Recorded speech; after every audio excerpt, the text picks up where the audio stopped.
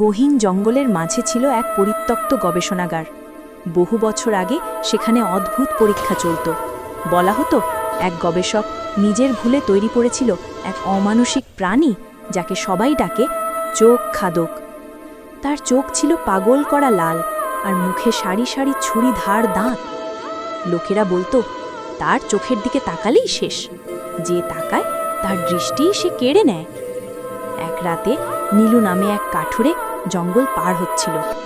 হঠাৎ ঝোপের আড়ালে চাঁদের আলো এসে দেখল দুটি আগুনের মতো চোখ তাকে ঘুরে তাকিয়ে আছে। তার ভেতর যেন গর্জন করল সেই দানব। আমার চোখে তাকিয়েছ? নিশ্চল দাঁড়িয়ে থাকা অবস্থায় নীলু মাথা নিচু করে বলল, না না, আমি কিছুই দেখিনি। দীর্ঘ নিঃশ্বাসে দানব বলল, ভালো, যারা আমার মুখ দেখে না তাদের আমি ছাড়ি। জঙ্গল জুড়ে এক চিৎকার শোনা গেল। পরদিন কাঠুরেদের দল নীলুর কুড়াল পেল, কিন্তু নীলুকে আর কেউ পায়নি।